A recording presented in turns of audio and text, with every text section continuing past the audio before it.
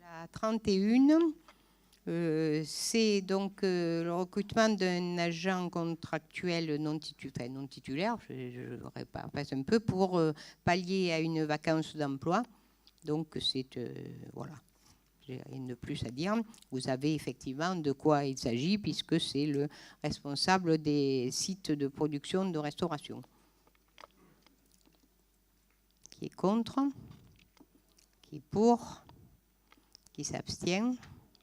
Adopté. Alors là, on va parler dans la 32 de logement de fonction. Donc les logements de fonction, un certain nombre de, je dirais, d'impératifs, bon, en particulier des gens qui partent à la retraite ou des choses comme ça, nous obligent à renouveler.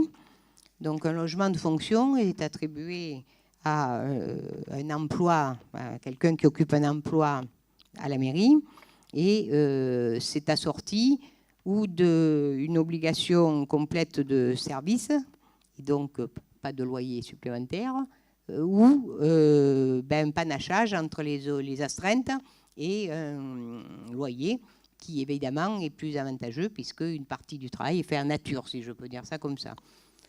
Donc ça a été présenté en comité technique récemment. Donc il s'agit de l'emploi de chef d'équipe des cimetières, c'est-à-dire qu'une fonction qu'il n'avait pas et qui donc passe dans ses astreintes obligatoires, c'est l'ouverture et la fermeture de l'ensemble des 3 cimetières de la commune, aux heures convenues bien sûr, et toute la semaine bien sûr. Donc ça c'est un peu bête à dire, mais c'est quand même aussi un service public, hein. Donc ça, c'est un premier cas. Le deuxième cas, c'est le gardiennage du Mas des Jompiers, qui est une propriété municipale.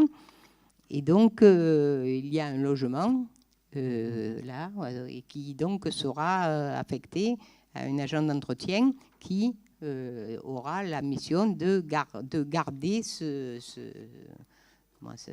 la maison d'une part, et d'autre part, si j'ai bien compris, on va l'utiliser pour des, enfin pas nous d'ailleurs, mais le conseil départemental, je pense, pour les locaux de chantier, pour le chantier qui va avoir lieu sur la route de Martignon. Donc on ne peut pas refuser d'accueillir ça, mais seulement ça sera aussi sous la responsabilité, bien sûr, de celui qui les mettra, mais aussi donc de notre gardiennage. Voilà. Bien sûr. Et là, effectivement, ce n'est pas 100% le loyer. Le loyer, il n'est pas, je dirais, exempté à 100% du loyer, évidemment. Donc, voilà. Donc, qui est contre? Qui est pour? Qui s'abstient?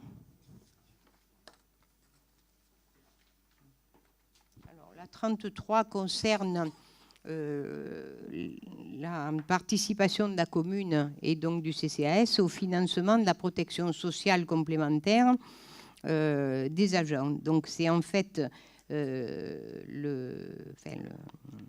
délégation au centre de gestion des Bouches-du-Rhône pour en fait faire un appel d'offres pour proposer donc au personnel pour ce qui concerne la prévoyance et pour ce qui concerne aussi donc comment ça s'appelle, prévoyance c'est une chose, la protection sociale, voilà, voilà, mutuelle, voilà, tu as raison de dire les mots comme ils sont, étant entendu que les employés municipaux ne sont pas obligés d'adhérer à ça, par contre en adhérant à ça, ils ont un certain intérêt, ils peuvent y trouver leur intérêt en tout cas, voilà.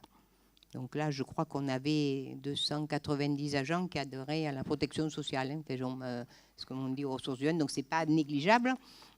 Chacun est restant libre d'adhérer à la mutuelle qu'il souhaite ou qu'il a déjà, dont il est satisfait, etc. Hein, bon, voilà.